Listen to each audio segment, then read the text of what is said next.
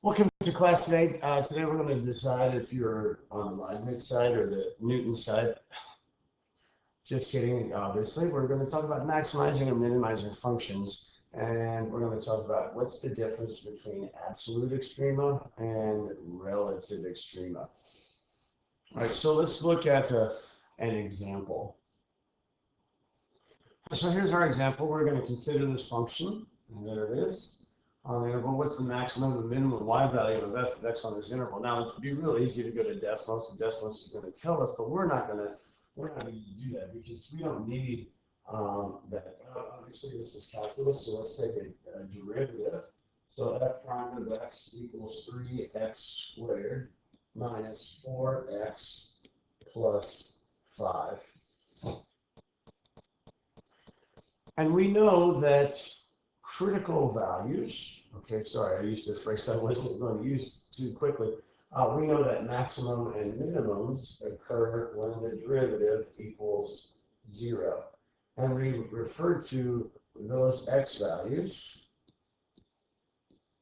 where it equals 0 are known as critical values. So if the derivative is equal to 0, my goodness, the derivative is equal to 0, or actually if it's undefined, I will formalize this, but so we're going to look for critical values. All right, this isn't looking real promising, but let's go look for those and see where they are. Now we know that x equals the opposite of b plus or minus the square root of b squared minus 4 is all over 2a, right? So let's use that and see what roots we have. And so hopefully you can tell here that when we take 16 minus 60, we have no real roots. So we have no critical values. Well, what are we going to do if there's no critical values, no places where it equals, where the derivative equals 0, right?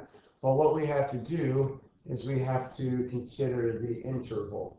All right, we have to consider the interval. Okay, and so the argument I'm going to make is that if there are no critical values, then the maximum or minimum has to occur. Let me go here. Has to occur either at f of -3 or f of 2. All right. And you can plug this in, and you know that f of -3 is -59, and f of 2 is 11. And so, since we have no critical values, the maximum and minimum have to occur here, because what has happened is since we have no critical values, the graph doesn't turn around. It either increases or it decreases. It looks like it increases here. So our absolute minimum on this interval is at -59, and our absolute maximum is at 11. All right, so let's talk about some critical values, and so let's talk about critical values, and let's talk about relative minimum. So critical values occur when the derivative, or maybe I should say this, when at the x value where the derivative is equal to 0 or is undefined. Okay, so that's where critical values occur, and that's going to be key to some good quiz scores in this section. You have to know what critical values are.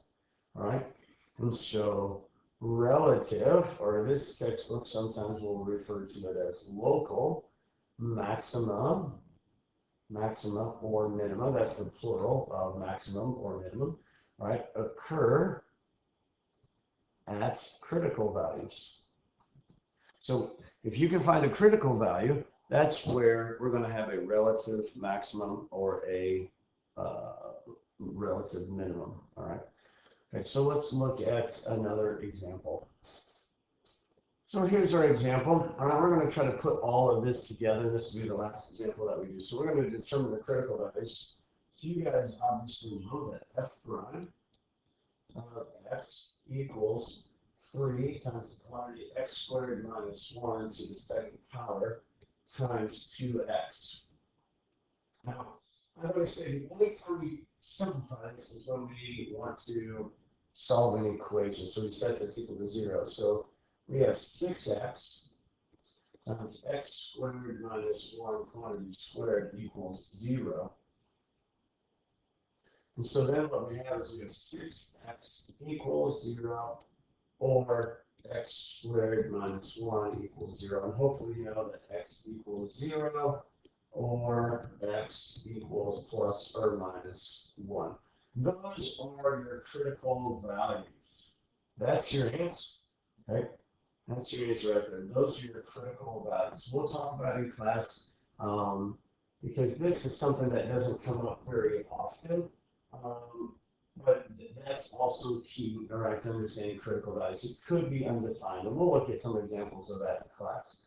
Well, what I want to do now is I want to look at the graph of this right here and see what happens at 0 and what happens at positive and negative 1. So what we have here is an oddly shaped graph, all right? And these points that are highlighted here are the 3 critical values that we found, right? 0 and positive and negative 1, right? And so there those are. But notice what has happened at negative 1, 0. We have a critical value, but it is not a relative minimum or a maximum. It just continues to decrease. It flattens out, and it continues to decrease. At 1 here, the same thing. It continues to increase as we go. All right. So the only critical value here that is a relative maximum or minimum is here at 0, negative 1. All right. So we will say, all right. So we'll say that the relative minimum occurs, I shouldn't say v, but there's only one in this case, when x equals 0. Plus 1 and negative 1 are critical values, but are not relative. Remember, they use the term local here.